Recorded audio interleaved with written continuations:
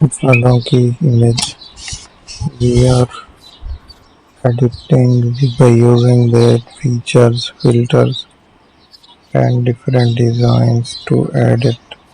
You will learn more about editing if you will follow our channel. Also, you can get an idea of editing in Photoshop and other editing apps. So you have to subscribe our channel and also click on the bell icon to get more updates. We will try to make these designs, highlight the shadow and whites there, vibrance as well, make it done, add a paint around it. Thank you for watching.